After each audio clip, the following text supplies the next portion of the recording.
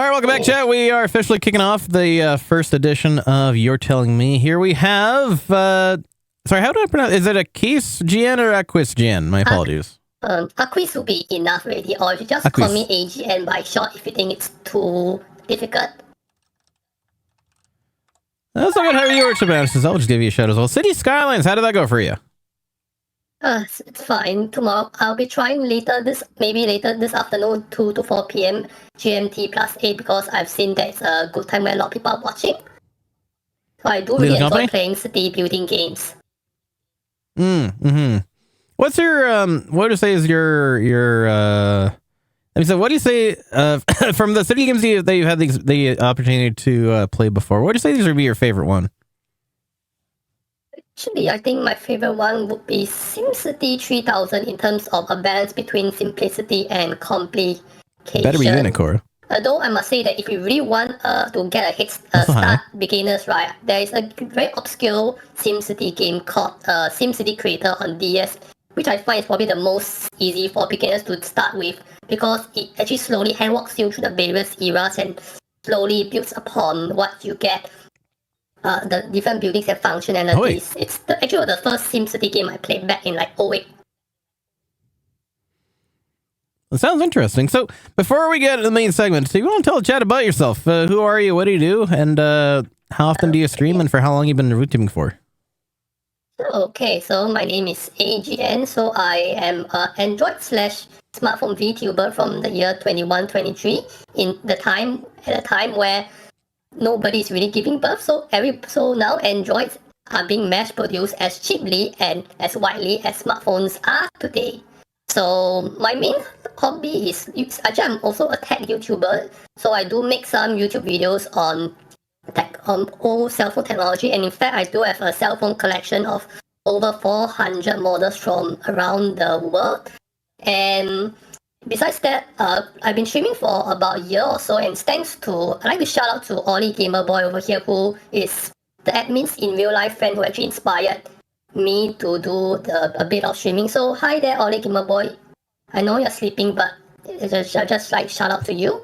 And besides gaming, I also do other streams like every Saturday, where I'm mainly doing assessment books or exam paper streams, mostly on elementary math and science, because I find it quite therapeutic to do.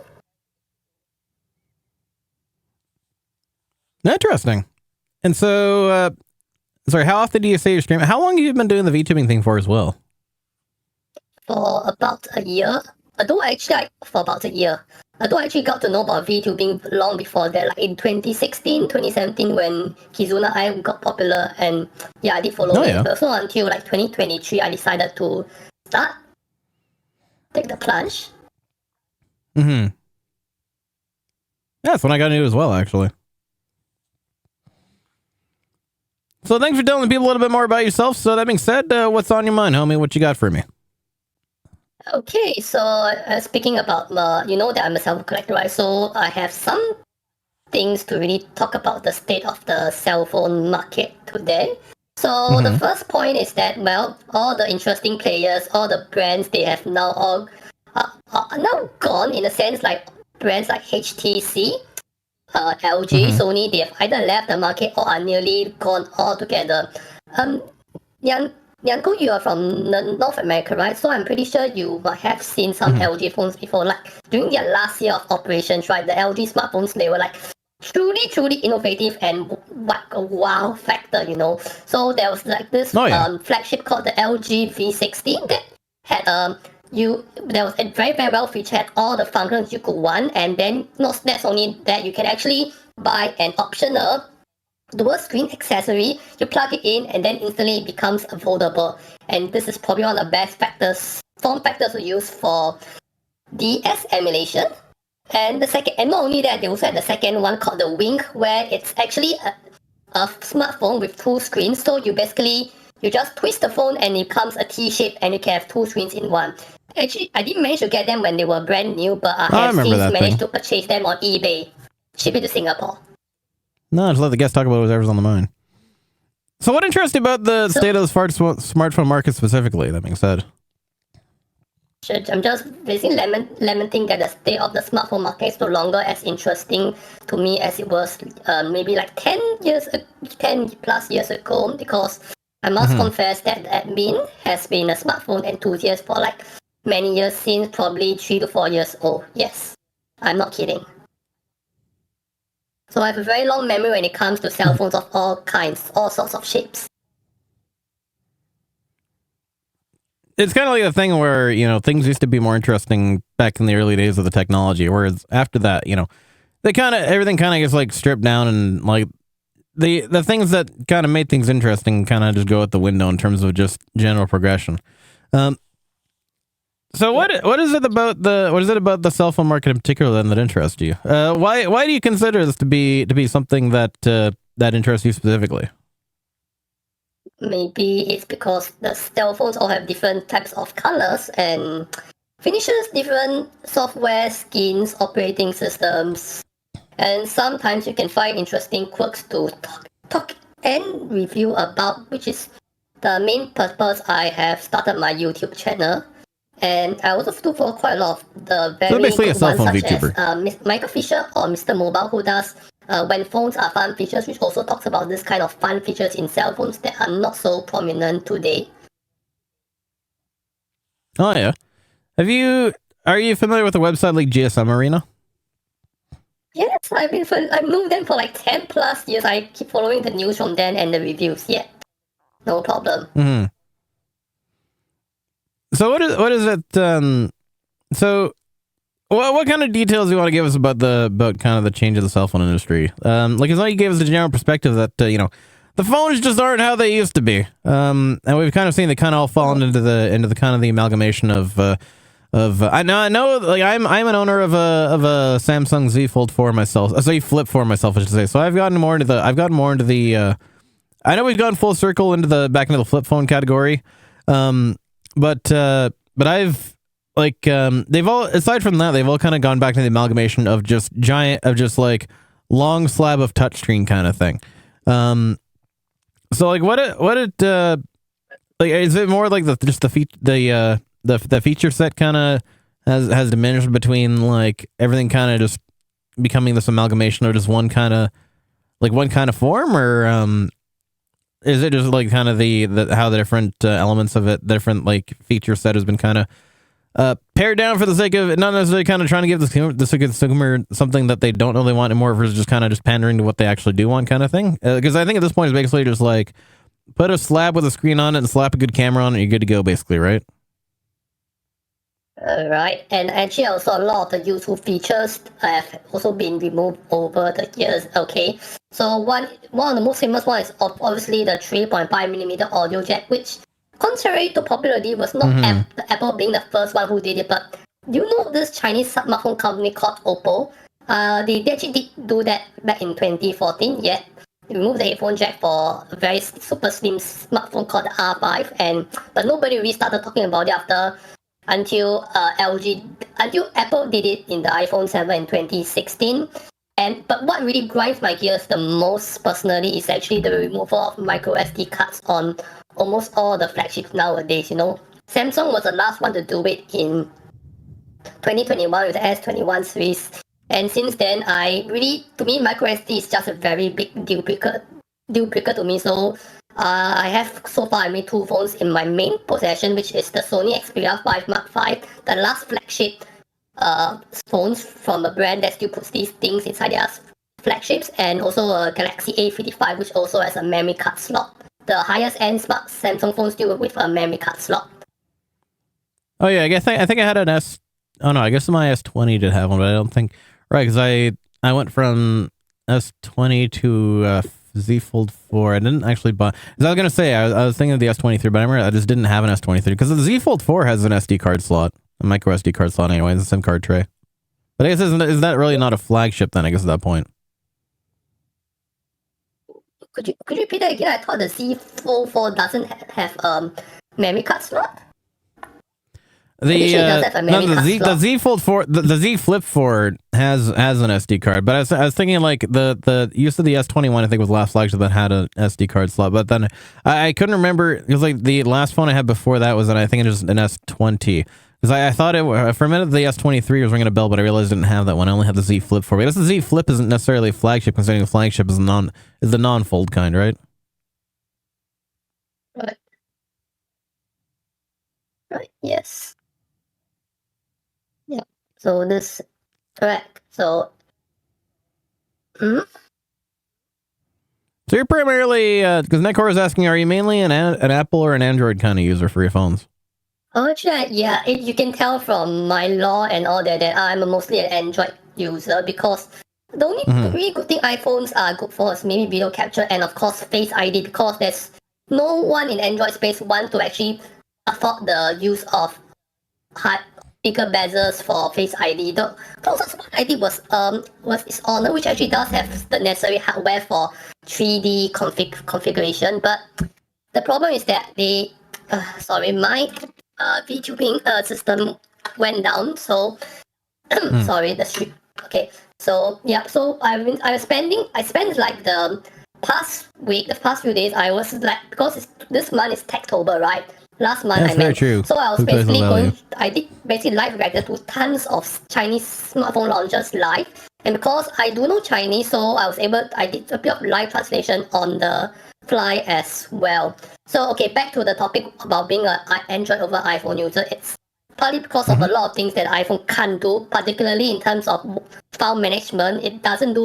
It's not like a proper system-wide thingy because it hides a lot of the things and it makes things like arranging photos and downloading files from the internet quite a bit of hassle. And secondly, it's a walled garden. You cannot adjust the keyboard height of the iPhone at all. That is one big bug one of the biggest things I'm not happy with. That's why. Is it still viable to jailbreak iPhones? Let's go gambling! No more. It's no longer really viable to jailbreak them because. So okay, good. It's back. So it's no longer really viable to jailbreak them compared to like say 2010 where Cydia was very popular because now that last iPhone I had was iOS became more and more myself.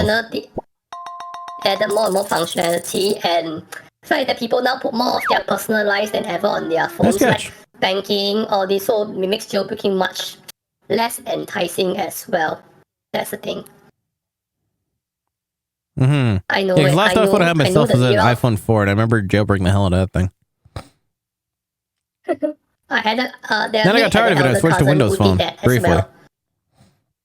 Wow, Windows Phone. Yes, that OS with the live tiles and all that. Yep, and that OS that I think it was the Nokia 920 or whatever the hell it was. Stephen Elop. That is he basically let Nokia down a blind alley. That's the case. Nokia, yes. Luckily, they still have their network division to fall back upon. Yeah, and then after that, I had that one round because the battery kept failing, and the ironically, considering it was a Nokia phone, you'd think they'd basically be indestructible, but the battery kept failing on that thing for me, and I just kind of got tired of it, so I ended up switching to my first Android phone was an HTC One used, the one with like the aluminum back on it. Is it the M7? That one. Yeah, I think so, yeah. And actually, no, it's the M8, I think. Actually, the M7 on launch, it's probably one of the most beautiful phones. Yeah, it was the HTC One M8 is the one that I started off with. On my YouTube channel as well. I think, in fact, it was the first video I did for my YouTube channel called AGN Does Tech. Very beautiful. Yeah, Nokia just ain't what it used to be. It's timeless even today. Yes, beautiful. And then I think after that, I went from the one M8 to. I had a weird journey because I went from because I had back when the iPhone first came out. Like I had I bought a used first gen iPhone from the States just for the hell of it because I was still on like prepaid phone. That was back when I was just starting university. Then I switched to a 3G, I think. I was too cheap to get the 3GS at the time, so I got a 3G briefly, and then upgraded to the 4 after that. That was the last time I had an iPhone proper. And actually, no, I did have a 3GS briefly, I think, because I just managed to get it out of the contract. So I had every iPhone up to the 4, and then after that, I just got tired of like Apple being Apple, and so then that was when I switched to the Windows Phone because Windows actually looked pretty decent. It had some potential, but it didn't really just carry itself forward. And then after the whole batteries of Nokia, I was like, well, screw that. Then I switched to the HTC One because I got all my phones basically used at the time after, except for the iPhone 4. But then the one at Mate had battery issues as well, and the screen kind of kept coming out. So that was when I stopped. That was when I decided that I didn't want to do phones that had like the fixed battery anymore. So I switched to the LG G3, which had a removable battery. Ran that for a bit, and then I switched to the G5, which also got used. That one was nice. It was the last like flagship smartphone that still had a removable battery because it was the bottom slot. But that started getting a bit dated itself after a while, and then I ended up switching up. I finally got into a proper contract. Not contract. I finally decided to just like bite the bullet and get a phone through the carrier. And at that point was where I got my first finance phone, which was the S20. I ran that for a couple of years, and then once I was eligible for an upgrade, went ahead and got the Z Flip 4. And this winter, I'm eligible to upgrade again, so I'll probably get the Z Flip 6. And that's kind of been my phone journey over the last like decade and a half.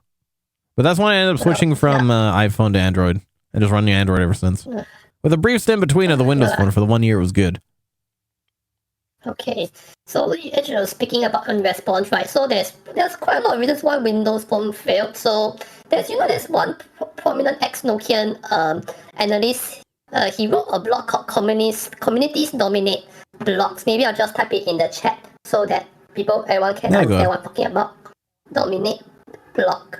Yeah, so this ex-Nokian, right? He basically during the years where Nokia was basically selling Windows Phone, he was chronicling basically how Windows Phone wasn't achieving its full potential, all that. But one reason is because, well, when they switched from the old Windows Mobile 6 to 7, right, then they basically broke all the software compatibility. They refused to basically give themselves a bit of a band-aid by allowing Windows mobile apps, which were quite a lot, it was quite a good ecosystem to actually work on Windows Phone. And then they had to reboot it from Windows Phone 7 to 8 because they switched kernels from CE to NT, and so basically had to redo it all over again. And last but not least, from what I've heard, the telcos, they were very angry when Microsoft, they bought Skype, because Skype will kill off their telco video calling business, right? So these reasons. And quite surprised that the G5 it didn't have suffered from the boot loop issue, right? Because G5s and V20s, so basically from the 2015, 2016 LGs, they were plagued by a lot of boot loops. So I think that was also one of the reasons why LG also downfall, because they didn't actually manage this process properly, and they probably angered a lot of people who didn't know what was going on, And last but not least, I just say that in Singapore, right? So now, until around 2019, I did all my cell phone smartphone contracts either from my side or from the admin's family. So, but after that, 2021, there was no point in really doing contract really, because nowadays in Singapore, right, the cell phone plans are very cheap. Almost every cell phone plan starts at less than 10 Sing dollars, and you get at least 100 gigs of data. So there's no point in getting a contract anymore. Yeah, really that competitive after the MVNOs came in. Serious. Now, in Canada, we have pretty much the most expensive phone plans in the world. The only reason why I'm getting my phone plan at the price that I do is because my phone provider still thinks I work at a store that I haven't worked a day in like over 10 years. Because I still have the grandfathered in employee pricing plan from that. Well, that's good. Yep. Anyway, you also know recently, right? A lot of countries, they are also, and this is another point that I need to really rant and talk about, is that a lot of countries this year, they are not only shutting down 2G networks, but also 3G as well, which leads to one major problem, which is called voice over LTE. So the issue with that is that VOLTE, because this voice over LTE standard is not standardized like 2G or 3G, right? So that means that if you cannot really import as easily as you would in the past, and tourists, right, they may not be able to make voice calls or emergency calls over voice over LTE, even if their phone supports voice over LTE phone calls. So this is a very big problem that's happening in Australia right now. So you know what the Australian government told the telcos to do? Block any phones you don't think will work with your 3G, with your new 4G and 5G networks at all. Which is, so this is a big problem right now. There is this like the old Nokia 3310 isn't exactly going to be running on the modern LTE network these days. James Parker, this guy was basically, I followed him, and he was talking a lot. He basically was raising the alarm about what was happening, the consequences of shutting down Australian 3G and all that. So yeah, this is a thing that I fear could have a lot of safety repercussions. So the only thing can be safe of is to always, if you want to grey import or do get some exotic phones, make sure that you at least have one locally purchased phone in your possession at all times. That is the best thing I can advise all of you to do during this 2G, 3G shutdowns, correct? Singapore, right, they are also almost finishing their 3G shutdown already. It should be finished in 2 days' time, and I just recently decided to pop my SIM card, one of my SIM cards to old 3G only phone, which is the Galaxy S2, to test the network. Works fine, yeah, and so it's still working as I speak. Let me just check one more time. Yeah, it's still working, yes, but it should be probably gone up within 2 more days. Yeah, 3G. Probably the most iconic era for cell phone, because that was when you see a lot of innovations coming fast and furious between like 05 to probably towards mid 2010s. Exactly. I mean, it's not like it's Y2K, right? But still, there's still a lot of things that people don't understand about the 3G shutdown and how it affects them. I mean, in some cases, considering the state of some parts of the world, some people would actually welcome society collapsing in more than 2 days. Depending on who you ask, of course. I get what their point of view is. Exactly. So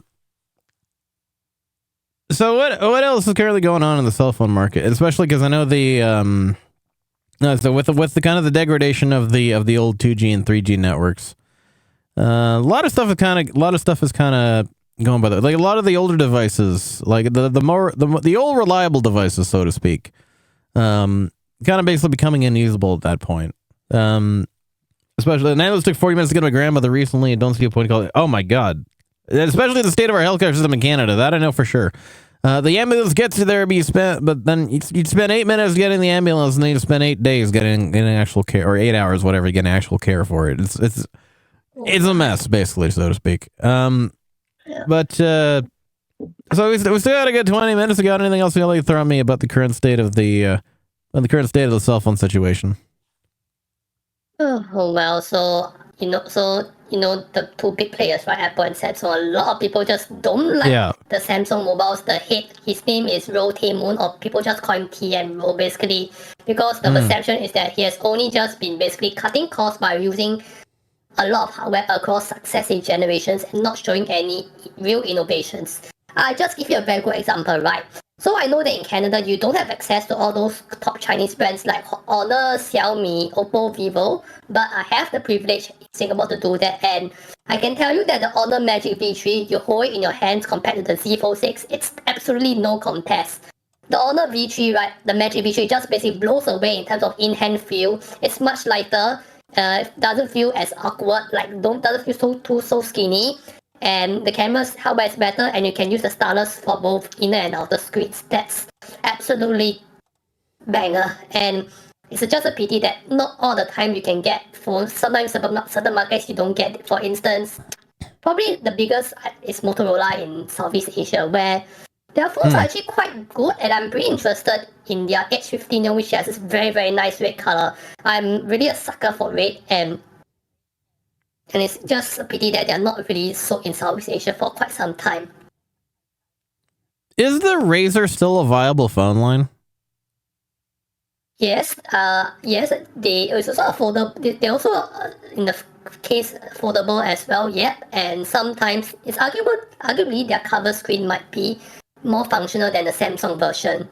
But I would personally not really dare touch affordable myself, because the admin always has the curse of breaking a lot of stuff early. So I've heard enough horror stories about these foldables displays failing over time. So I won't really touch them personally because of durability concerns. Right. Yeah, I know that the earlier Razrs, they're Razr smartphones, I should specifically say. Because the Razrs back in my day growing up, those were the T9, the ones where you could actually like slice something with the edge of them. But the current Razr, the smartphones, I know the earlier models, well, I guess the same was true for pretty much earlier flip smartphones had durability issues with for one, their hinges, also their screens in particular. I guess if you had to choose between a foldable these days and your standard brick candy bar kind of thing, what would your preference be for what phone you'd go with? As I mentioned earlier, it's always going to be a brick over a foldable, simply because of durability concerns and the fact that the admin has a bad history in terms of breaking stuff. So, yeah, still a brick for the foreseeable future. Fair enough. So I still love the idea of a foldable that you can turn into a mini tablet, but it will help with productivity, but still fear that it could break someday. Yeah, the folders definitely are cheap. I will say that for sure. I wish that the Surface Duo, you know there is a Surface Duo, correct? The Microsoft Surface Duo. So it's a very unique kind of foldable where the double screen laptop kind of thing. It's not those flexible OLEDs, but instead it's basically just two regular rigid panels sandwiched between a hinge.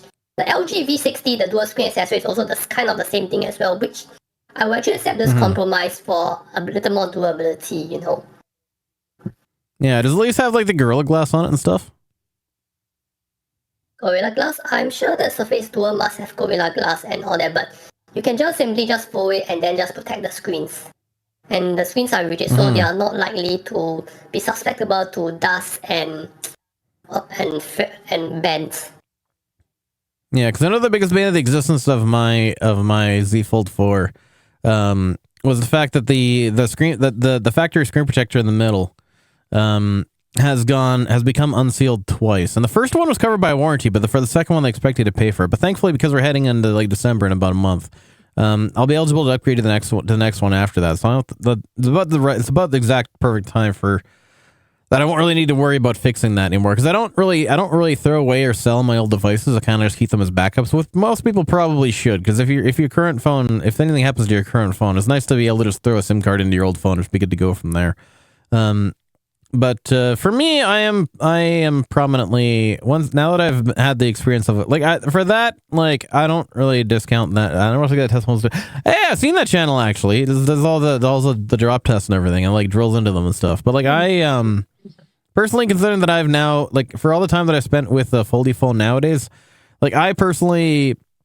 Because it's much more I'm willing to take compromise on durability for the sake of the convenience of that form factor. It's been much more pocket friendly for me and everything like that. So I would not see myself at this point going back to a standard candy bar at any given time. Especially if the quality of the Foldies start to improve more in terms of that, I'm probably going to be in camp Foldy for the next foreseeable future from my side. Right. Okay. I do expect your opinions. Definitely as well. It's just pity that in Canada you're not getting as much choice as compared to say Asia Pacific or even Europe, you do have choices. Canada, we rarely get any choice on anything. I know. North America is not a very good place to be. But Asia, APAC, if you ever gone to Asia before on holiday? I have never left North America. Oh, I see. But if you ever go to Asia, right? If you go to Japan, right, there's this place in Tokyo called Akihabara, and they're very, very interesting market. Yeah, a lot of second-hand cell phones. So where the weed stuff is. All that. Yeah, but I'm more interested in their second-hand cell phones. So last year, when one of the admin's relatives, they went to Japan on holiday, right? So I specifically requested that if they had the time to go to Akihabara, and I compiled them a shopping list to show to them what to buy from there. But since then, I've started to learn how to use Zenmarket to basically look through all the catalogs, the classifieds from Japan, and choose what kind of phones I want to import. So I'm especially looking out towards those obsolete 3G keitai clamshells, like the ones that have this. They were one of the earliest ones to be water resistant and all that especially. And the clamshell, they can pivot into something optimal for video watching in landscape and all these kind of things. Very interesting. So have you heard of this YouTuber called Smoorez channel? Smoorez channel. No, I have not heard of them. He's also doing a lot of weird and wacky phones, especially those you can get from AliExpress. Yeah, the pirated ones, or what you call the sans iPhones. You should really watch that. He also just came back from Japan and probably took a huge dump of 42 phones, smuggling 42 phones back to Australia. He was very lucky. He didn't got stopped by customs. Oh wow! Yeah, some people take a lot of risks when they move high value items between like borders. What are the advantages then? Do those phones actually work for the local networks then? Yeah. But North America, usually I understand that in the United States, T-Mobile is usually the most liberal when it comes to accepting non-US phones, but AT&T and Verizon not so much because they might have a white list. Right. I assume that because I remember with at least with the Japanese phones, like they would like a lot of them were always like super ahead. They had the phones. I think it was the Docomo series where like you had the phones where you could take the large screen out, you could like flip it into any orientation you wanted. You could also watch TV on it, which is pretty cool. But we don't have like we don't really have like antenna TV here anymore. I mean, I think we kind of still do. It's mostly a digital format, which I think it was also the same thing in Japan. But it's like watching TV on the phone. I mean, a lot of people just use streaming services now, which is kind of unfortunate considering the TV at least. But also, a lot of the TV networks don't really want to be giving that out for free anymore. So I think they kind of just like restricted access to that in the first place, probably because of that. But Japanese accessibility of media, especially with TV, that was pretty interesting compared to what we had in North America.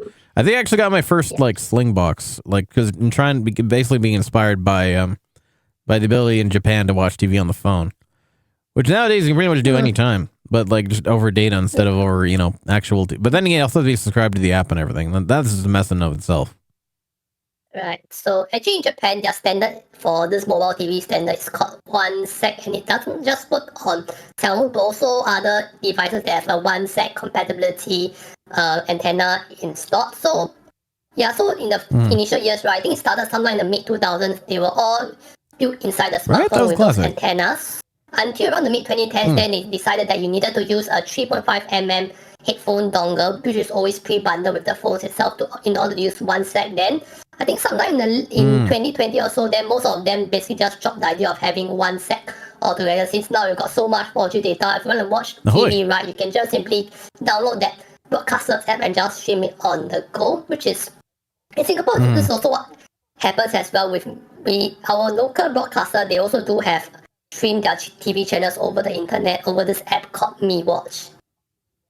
Yeah, and I also did a review of one NEC phone, one Japanese keitai phone on my channel as well. It's a lot like the LG Wing in terms of form factor, but the screen can actually twist up 180 degrees. So you can go and check that out. Maybe I'll just don't mind if I just write my channel below.